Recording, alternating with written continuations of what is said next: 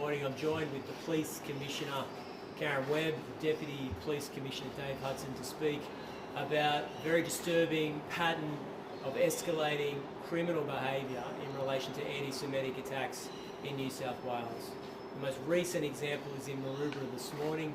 It is utterly appalling and shameful that an individual would spray racist, hate-filled messages on a school. It tells you everything you need to know about how appalling these bastards are, that they would rip apart a school on one of the first days of school with a racist anti-Semitic attack. It is antithetical to everything that Australia represents in 2025.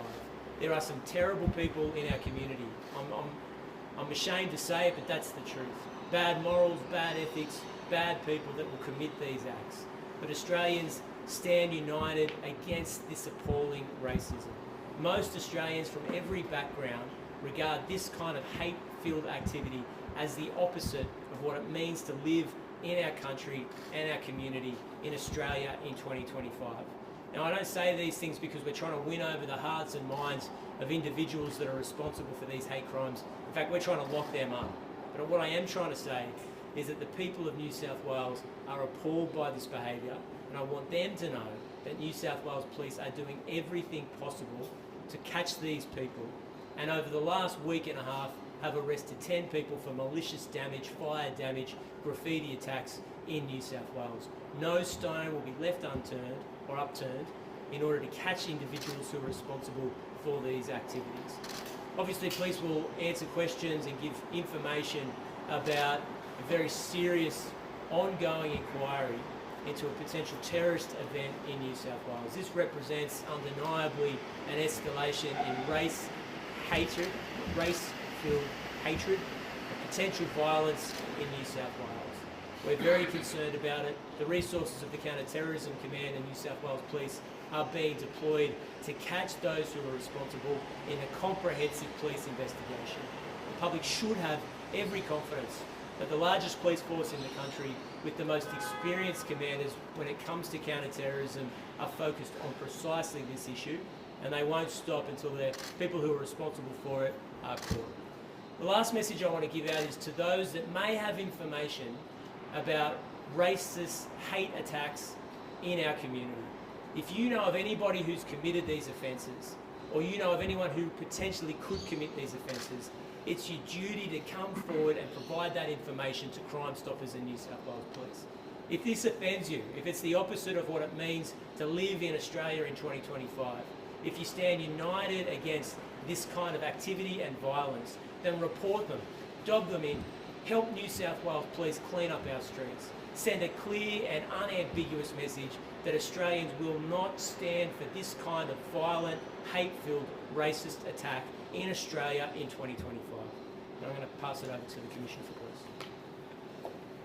Thanks, Premier. As has been said, overnight we've had 3 separate incidents of graffiti attack in the eastern suburbs at Maroubra, East Gardens and East Lakes. All those matters remain under investigation. Of particular concern is the graffiti on the school at Maroubra, and as has been said, school starts back today, so those kids will be walking in to see that vile messaging. Having said that, police still out there every night, going to many, many locations, high visibility policing to reassure the public that we're there. We got called to an incident last night in the east, and police responded. Collier was over top, and we identified the vehicle, and we were able to eliminate because we were there on the spot at the time. It's important. The message is very clear from us to the community. If you have something, information, it needs to come to us as soon as you become aware of it. It's critical that we get it and act straight away. And last night is an example of that. The matters, as I said, the graffiti overnight will be under investigation and taken as seriously as other matters, and we'll continue to hunt those people until we find them. Yesterday afternoon, there was extensive discussion, presser from Deputy Commissioner Hudson and the Premier about the identification, location of a caravan in Dural in January. In addition to the information that has been provided, And on the basis that it's now in the public domain, I can confirm that the registered owner of that caravan is a person that is in custody on unrelated matters. I don't want to speculate too much more, but it's important that the public understands that not only is the caravan being removed and the contents removed from the public, but also the owner is out of play and in custody. So the risk to the public has been mitigated very early on. The third point I want to make on that point is that whilst the explosive material was found in that caravan, there was no detonator with the caravan. So all of these matters are still under investigation. There are many, many more lines of inquiry, and as been said time and time again, it is a joint investigation with our federal counterparts and our state counterparts, including the New South Wales Crime Commission, ASIO and others, and we will update when we have information to provide the community. But can I just reassure the community, we are doing everything possible. We are not leaving a stone unturned in this matter. I often get asked, and I want to clarify, about whether or not there needs to be a declaration of a terrorism event, and that relates to whether there's need for additional powers. That is separate to the issue of whether police can charge with terrorism offences. Police can charge with terrorism offences without the need for a declaration. I want to make that point clear. I also want to make the point clear that in relation to the caravan and its contents and the people that are associated with that, we are taking it at its very highest. And what I mean by that is, our investigation is looking at whether the caravan and its contents are actually preparation for a terrorism event. And I'll leave it there for the moment and hand back to the Premier or Mr Hudson for questions. Thank you. Commissioner Webb, while you're there to take questions, Deputy Hudson said yesterday that there was communication with various levels of the Jewish community before the discovery of these flares. Australia's Jewish body stood up half an hour ago saying they had no idea. The community security group yesterday said they had no idea. And rabbis of the lead synagogues also weren't aware. Who exactly did police tell the Jewish community? We have a community engagement unit that maintains contact with the community. But I want to stress this point. This has been a investigation, a covert investigation, an investigation that requires us to go about our business without compromising investigation. The fact that this information is now in the public domain has compromised our investigation, and it's been detrimental to some of the strategies we may have used. So it's very important that we maintain our community consultation, we involve the community, but there is a point where police practice and investigative strategy is not compromised, and it wasn't necessary. And certainly all of our activities remain ongoing. Over 300 patrols every night in Sydney to reassure the public that we are there. There is a time and a place that we need to inform the community when there is a risk to public safety. Our discovery of the caravan and the registered owner of the caravan and the circumstances I've outlined, we believe we've mitigated the public risk, but we need to get on with the investigation, and that's why that occurred. So how frustrating was it that it leaked out? You guys considering still investigating where that came from? Is there any information on where it came from? Well, no. It's in the public domain now, of course, but it is a joint investigation with federal and state counterparts and many other players. But so now that where it could come from? well, I don't want to speculate where it could have come from, but what I do know is that it's compromised our investigation.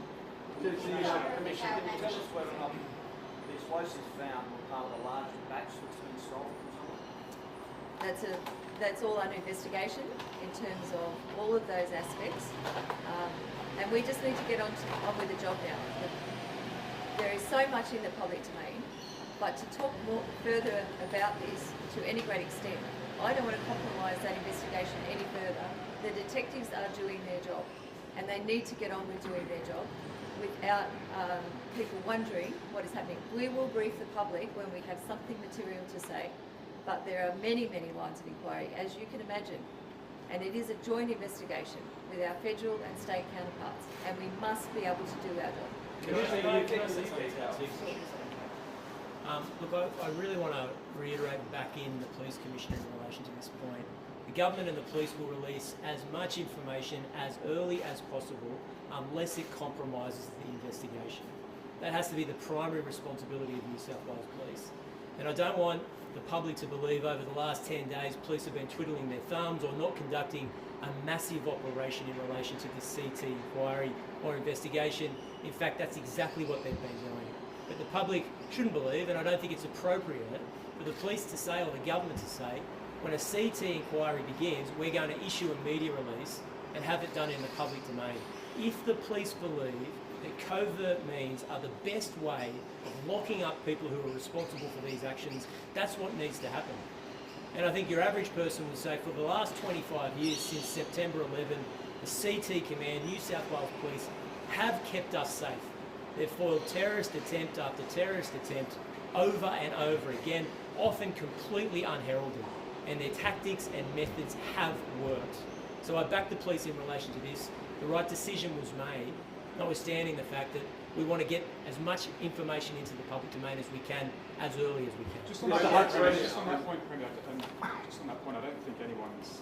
I don't think any of our questions were expecting a press release on Monday when you found out. We were just asking, were those alleged targets in the Jewish community? Did they find out? Yeah, but you'd appreciate, Alexi, from the New South Wales Police's perspective, if they've made a decision to conduct a clandestine inquiry, then there's no leaking.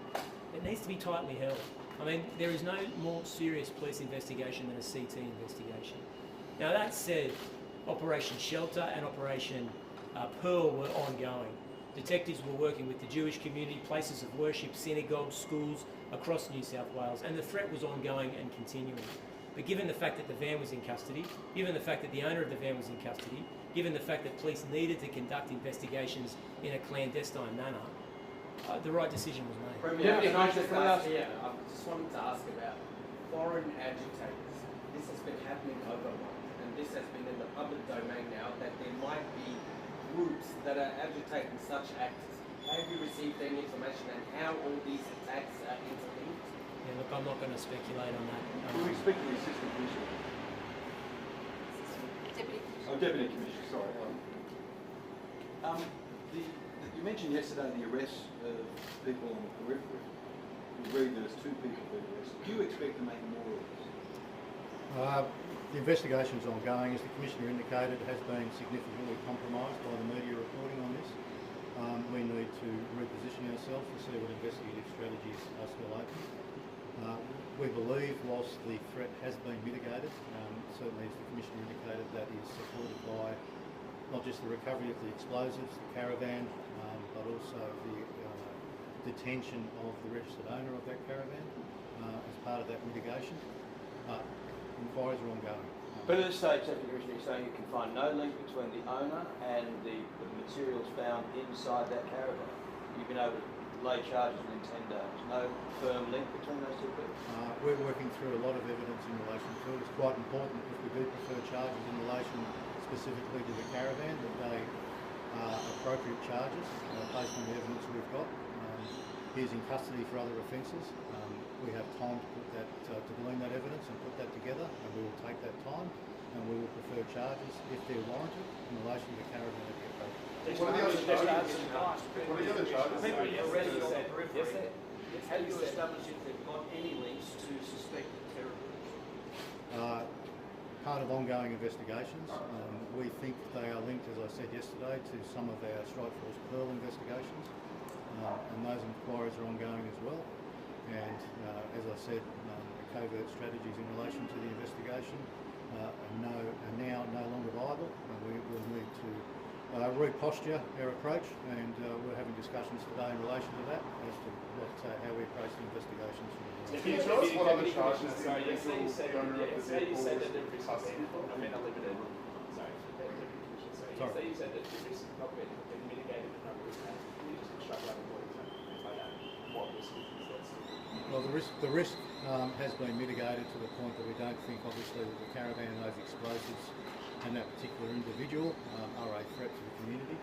But there are ongoing threats that we've seen overnight. There is still activity in the eastern suburbs targeting Jewish interests that are abhorrent. And, so an escalation of that type of behaviour, as we've seen last night, has not been ruled out. However, we have no evidence to support that. But we, as the Commissioner said, are investigating these matters at their very highest. And we need to do that to take the threats as significantly real, which, as I said yesterday, whilst we have mitigated the threat in relation to the caravan to an appropriate level, so we didn't need to come out. If we couldn't have mitigated that threat to the level that we did, we would have come out publicly. And that's always the intent in a counter-terrorism investigation.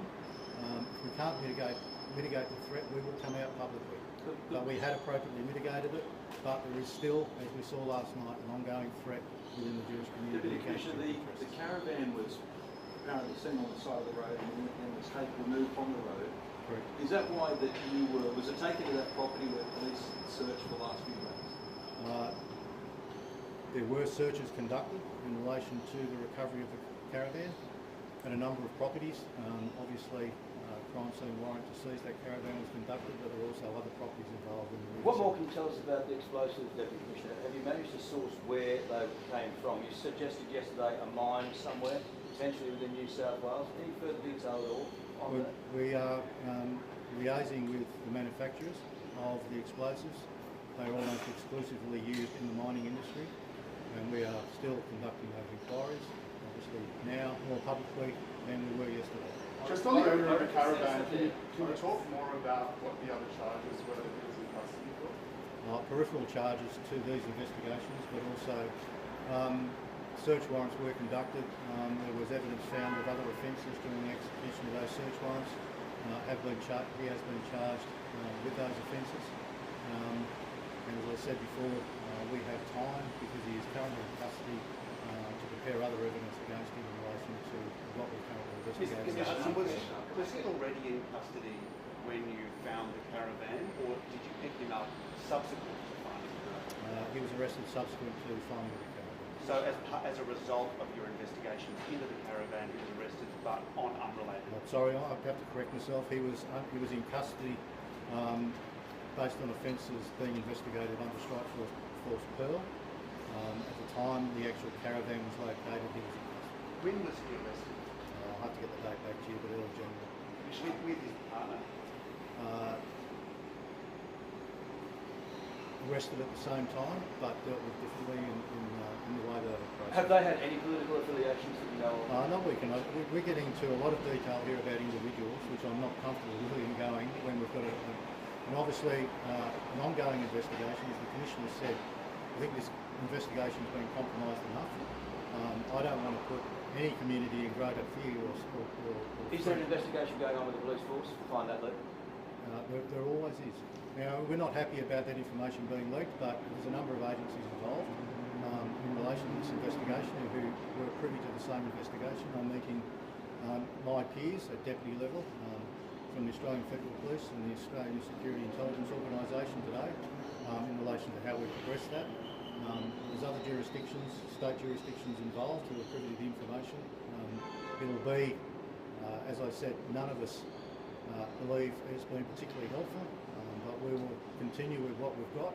We will re-strategise in relation to what activities we can pursue in an investigative sense based on the media reporting and what's now known, and we will continue to try and find those responsible, not just for the caravan, but for the incidents last night and all the anti-Semitic incidents that we've found. The escalation must be very concerning. We've got people running around with spray cans, and then now we've got potentially a catastrophic, explosion in a synagogue. I mean, do you believe how quickly it's got to this situation? Well, potentially, we're treating this at its highest, and that is at its highest. That is what we're confronted with, and we're approaching it in that manner. Whether it would have escalated to that level is unknown until we get to the bottom through our investigation and find those ultimately responsible for the placement of that caravan the placement of the explosives in that caravan and the written communications that were found in that caravan as well. We need to get on with that, and that's ongoing. Dr. Hudson, while you're there, without going into the specifics of two people arrested on the periphery who are in custody, are NSW police pursuing the AFP's intelligence that was foreign interference, or are you looking more into potentially domestic criminals, local crime gangs? And just how many of the strike force Pearl arrests were made? How many of them are actually linked to the police group? Is it one person or group with handling? Look, obviously there are components of investigations that we don't really want to disclose at this stage. I can say that we are in communication with the AFP, obviously, Australian Federal Police. They are part of their joint counter-terrorism team, and I'm meeting with my key deputy today. We haven't ruled anything out at this stage until we're certain of where these attacks are being orchestrated from, and we believe that some of them are being orchestrated by others, not the individuals. We haven't identified any of the individuals at the 10 we've charged with any specific ideology that would cause them to commit the acts that they've committed. And that indicates to us that they are being orchestrated in some manner. We have identified links between certain jobs, which gives us some indication there is a level of coordination above those perpetrating the offences, but I'm not prepared to go into those details because they are components of an ongoing investigative strategy. However, the public should be rest assured that we are chasing every rabbit down every hole in relation to these jobs. That takes time. It takes cooperation from a number of individuals. It takes cooperation from members of the public as well. And as the Premier said, if anyone has information in relation to any of these attacks, we urge people to ring Crime Stoppers because quite simply, I think the Premier and the Commissioner would agree that this stuff has to stop. Last one, guys, last one.